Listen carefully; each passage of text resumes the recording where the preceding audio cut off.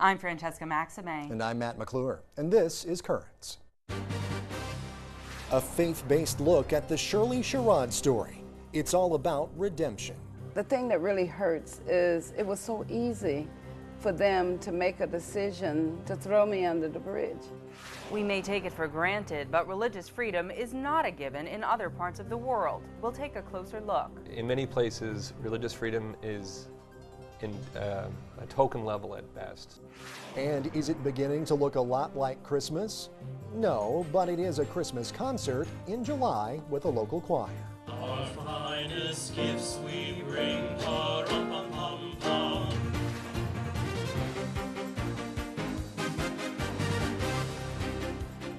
Good evening and thank you so much for joining us.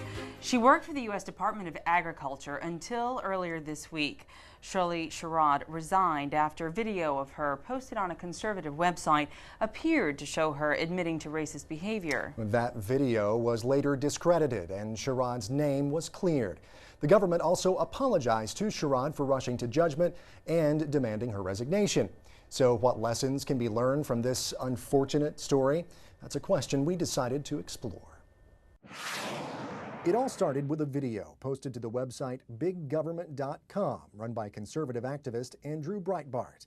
The video appeared to show USDA employee Shirley Sherrod telling an NAACP gathering she discriminated against white Georgia farmers. With the fact that so many black people have lost their farmland, and here I was faced with having to have a white person save their land. What followed was a storm of conservative media attention. That is simply unacceptable, and Ms. Sherrod must resign immediately. What Fox News host Bill O'Reilly did not know was that USDA officials had already requested Shirley Sherrod resign, and she did.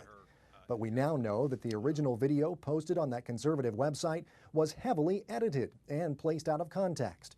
Sherrod was not admitting to racism. She was recounting the story of how she was inclined to not help the white farmers as much as she helped black farmers. But after an epiphany moment, she decided everyone should be treated equally, regardless of race. The thing that really hurts is it was so easy for them to make a decision to throw me under the bridge. You know, without looking, I was asking them, please look at the entire speech.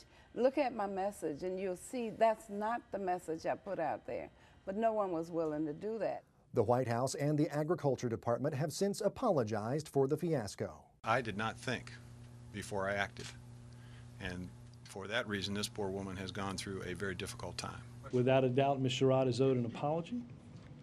I would do so certainly on behalf of this administration. And the government has offered her another job with the USDA.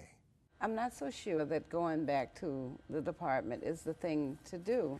President Obama called the Sherrod saga a teachable moment. So what can we learn from the story?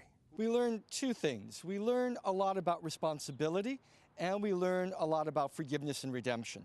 Father Joe Gibino is a professor of systematic theology at St. John's University. We owe one another the dignity of truth, to be as transparent as possible, not to defend an issue, but rather to defend the truth of the people behind the issue. And if someone offers forgiveness, we are to accept it. Father Gibino says he sees a pattern of redemption throughout Sherrod's life. Given a moment of racism or a moment of fear, Ms. Sherrod had the opportunity to feel the grace of healing and overcame a prejudice that could have taken over her life. Now, having been hurt herself, she has a moment in which she once again responded to grace, the grace that enabled her to forgive. While Sherrod accepted the apologies of government officials, one thing is for certain. Those of us who oppose those views can all stand together and deal with it, then there's no reason to be afraid of what they put out there and what they say, because we can counteract that with the good. Well, Sherrod spoke on the phone with President Obama earlier today. Here's what she had to say about that conversation. Just had the conversation with the president, and it was very, very good conversation. Well pleased with how it went. And he wanted me to know he's supportive. And I've been dealing with some of the same issues he's had to deal with through, especially over the last 5 years. Just a good conversation. And there's still no word on whether Sherrod will accept that new government job offer. Well, there's much more currents coming up. When we come back, we'll have the day's headlines, including another prominent politician speaking out against a proposed mosque near Ground Zero.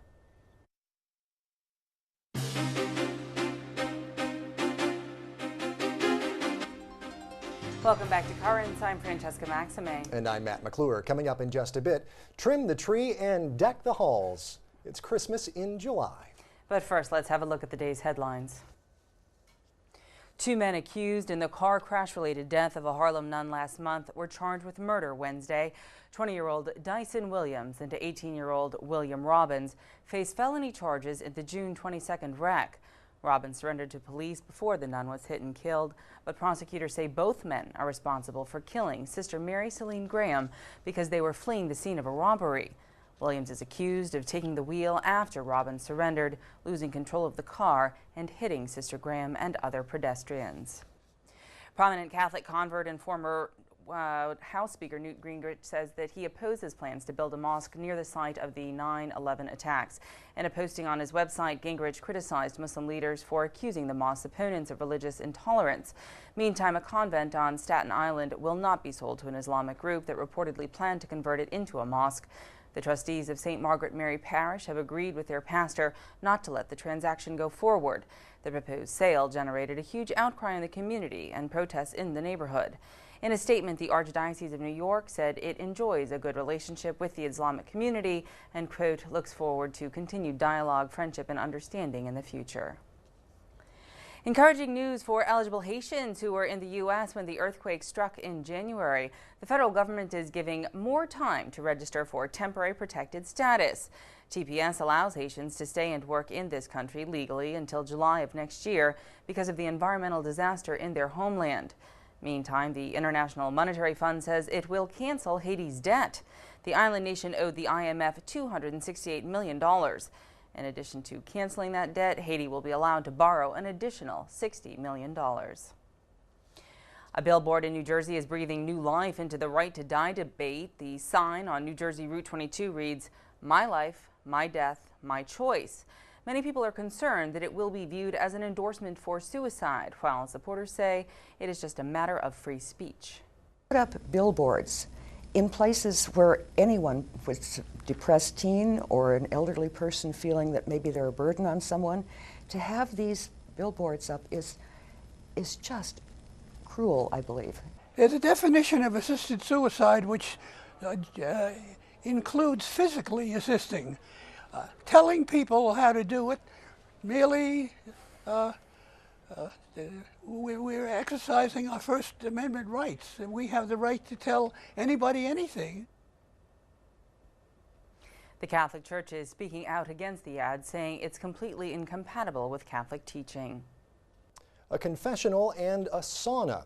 What do those two things have in common? Well, not a lot, except plenty of sweating goes on in both. An ad placed by an Austrian church on the popular auction website eBay advertised a confessional booth for sale and said it was perfect for conversion into a sauna, bar, or children's playroom.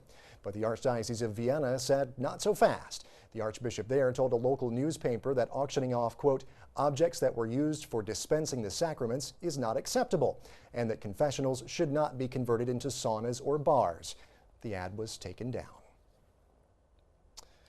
Well, newly compiled information shows that Pope Benedict is among the top 10 oldest popes since record-keeping began. This week, the website popesandpapacy.com posted a list of the oldest popes since 1400. That's when the site's author says reliable records were first recorded.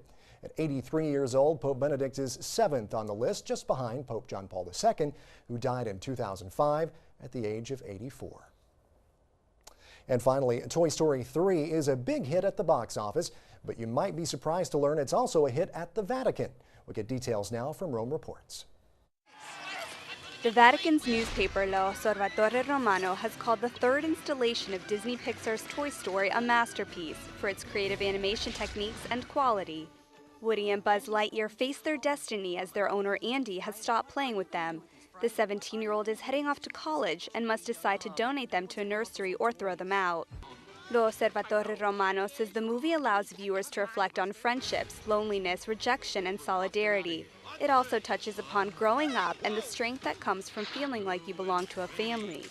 It adds that Toy Story 3 is an adventure of great emotional intensity, and through the experience of toys with the ability to act and think as humans, it becomes a useful metaphor to talk about true feelings. The newspaper says it is an entertaining film for children and adults. Toy Story 2 was made 11 years ago, and the film's director says several animation techniques have improved since then, allowing for the special effects used in Toy Story 3. It is currently the highest-grossing film of 2010 in the U.S. and the second highest-grossing film worldwide. Stay tuned, there's much more Currents coming up. Just ahead, religious freedom is not free for many around the world. One of the first missions is to get the word out, to let people know that there are people suffering for their faith.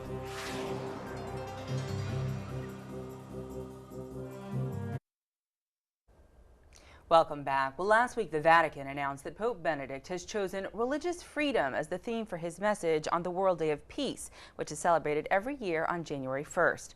The Pope noted that in some parts of the world there is no religious freedom. And as we hear from Rome Reports, in some countries, many feel marginalized, persecuted, and punished because of their faith. China is the main example. Despite the Constitution allowing the practice of 5 religions, they persecute and arrest those who do not follow the government's orders in matter of faith. Currently, 10 priests and 2 bishops are incarcerated in this country just for being Catholic. In Pakistan, religious minorities, like Christians, are harshly persecuted through the law of anti-blasphemy. This law regulates offenses against Muhammad and the Quran and punishes those who do not comply with penalties, reaching life in prison or death. On numerous occasions, this law has been used to punish residents who profess another religion. In India, the most extremist of Hinduism combat religions that come from the outside, such as Christianity. In Europe, there is also a lack of religious freedom. In the UK, the government prohibits religious manifestations in public, such as carrying the cross, and Catholics cannot join the royal family. During his visit to the United Nations in April of 2008, the Pope showed that it is inconceivable that believers have to suppress their faith in order to have their rights respected. It should never be necessary to deny God in order to enjoy one's rights. The rights associated with religion are also more in need of protection if they are considered to clash with the prevailing secular ideology or with majority religious positions of an exclusive nature.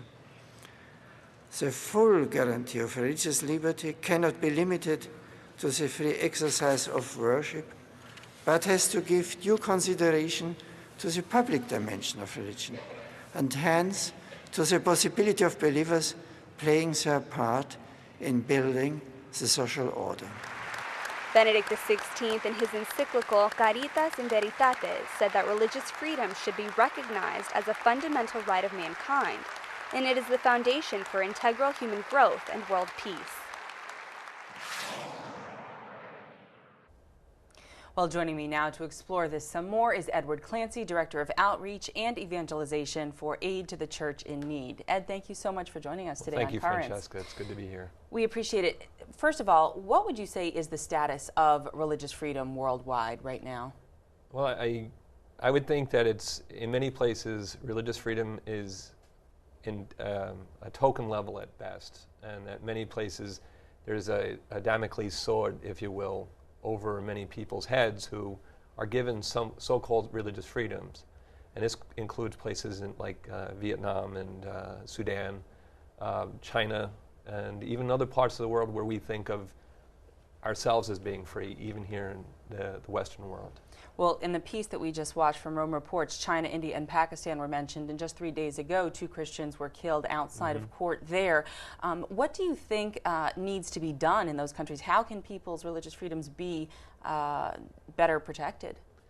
Well, one of the first missions is to get the word out, to let people know that there are people suffering for their faith. And Tertullian said that the church grew from the seeds of the blood of martyrs. And that's an unfortunate reality in Christianity, and I think for us not to know that there are people out there who have the possibility or don't have the possibility of freedom, that this is an important thing for us to know so we can pray for them and we can support them in other ways. Well, it was new to me to even learn that in the Western world, they said, where the Pope is going to the UK, you can't hold a cross in public, and a Catholic cannot marry into the royal family. What do you think the Pope is hoping on this World Day of Peace this religious freedom, this theme of religious freedom, what does he hope to gain out of having this kind of a mandate? I think the biggest thing that the Vatican has always done is dialogue. They've opened their doors and opened their mouths to proclaim the gospel, but also at the same time to listen. And I think the real thing that's happening in the UK and other places like that is that there will be the opportunity to voice the fact that Christ is part of their lives. The EU years ago refused to admit to its Christian heritage. And John Paul II at that time said that this was a mistake, and of course it is, because Europe wouldn't be Europe if it wasn't for Christianity. Now, your organization obviously is heavily involved in the subject matter, so talk to us about how you work, what you do, what your missions are, and how people that are interested could get involved. Well, Aid to the Church in Need was started in 1947 by a Dutch Norbertine priest in response to Pope Pius's call to help the church in Germany after World War II. And since then, we've helped by supporting vocations, building churches, providing religious literature, supporting people in their faith in many different ways. We support 1 in 9 vocations in the world and about 1 in 10 or 12 priests in the world. And it's relatively large numbers when you look at the face of the Catholic Church and the places it reaches. I think the biggest thing that people can do is first of all, pray for them, because through prayer they can be directed in the right way. And then to find organizations like Aid to the Church in Need that will give them the information and allow them outreach to help people through projects like building churches or schools or supporting, the living martyrs in these places like Vietnam, where there are many vocations, but there are not many seats at the seminary because the government won't allow them in. Sure. Yeah. Well, Ed, thank you so much for your time on Currents today. That's all that we have time for, but you are operating in 145 countries and have about 75,000 projects going on worldwide right now, it says on your website. So, yes, we have quite a number of people that we help, yes. Okay, great. Ed, thank you for joining us. Stay right where you are. We'll be right back. When we return, it's never too early for Christmas. A local choir gets into the spirit of things in July.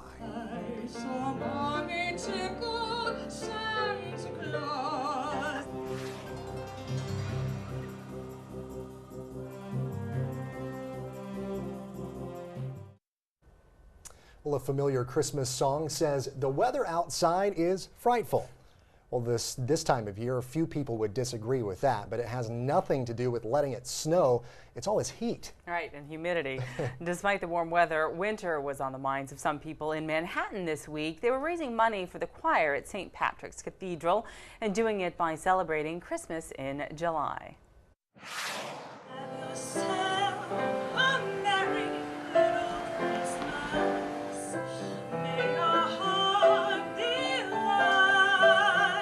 We're doing a cabaret, Christmas in July, to support our fundraising efforts to go to Rome this fall and sing at the International Sacred Music Festival.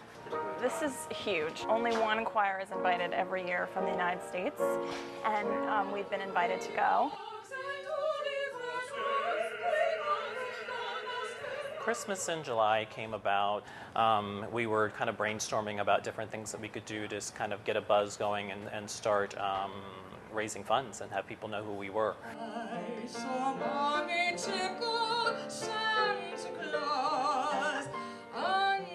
Well, I thought it would be really a fun idea to do some lighter, more fun repertoire as opposed to the more serious sacred repertoire, and invite our friends, people who may not come to the cathedral, to actually come to a venue like this at Don't Tell Mama, which is the premier cabaret venue in New York City. It was kind of an unusual thing to do in the middle of July, but It's refreshing to think about Christmas and it's the summertime when it's so hot.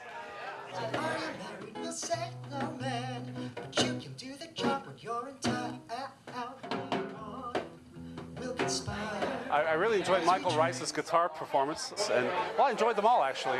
Our finest gifts we bring, rum-pum-pum-pum, rum-pum-pum-pum, rum-pum-pum-pum. I've been a professional cantor and section leader with St. Patrick's Cathedral since 1993, so 18 years. I actually just a few weeks ago converted to the Catholic faith, and so for me this trip will have a very personal meaning. We will have, I think, 2 or 3 performances in the Vatican for His Holiness.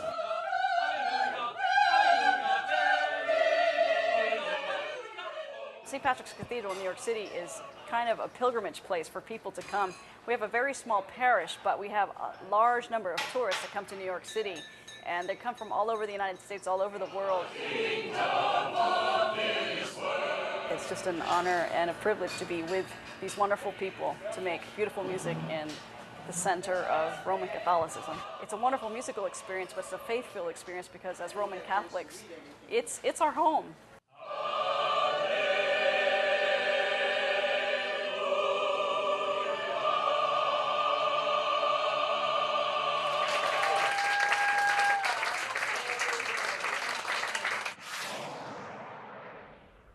And if seeing and hearing all of that puts you into the Christmas spirit, you do have another chance to deck the halls. They'll be repeating the cabaret performance tomorrow night at 7 o'clock at Don't Tell Mama Cabaret Club. That's so cool. Hearing that kind of got me in the Christmas spirit. I don't know if seeing it did, because you saw the people there like in their short sleeve shirts and with the Hawaiian lays around the neck and all that. I'm not so sure about the seeing it part, but it's so cool, but very weird to hear that music this time of year. Makes me feel upside down, just sort of out of sorts, hearing Christmas music in July. Like I'm like, wait a minute now, there's no presents to buy, there's no whatever. I mean, clearly you can donate to their cause to go to Rome, but and it is for a good cause, so there you go. And beautiful voices. Absolutely, great music, yeah. And I love Christmas music. I'm not sure about this time of year, but I love it anyway. Come November, we're all good. Right. All right, that is it for tonight. Tomorrow, the new immigration law is about to take effect in Arizona, and we'll head into the deep with Bishop DiMarzio to talk about it. In the meantime, though, remember, we're always online at currentsny.net. You can also check us out on Facebook, and if you might have a story idea for us, maybe you just want to get in touch, you can drop us a line, all one word, at currentsny.net. Until next time, I'm Matt McClure. And I'm Francesca Maxime. Thanks so much for joining us. Have a great night.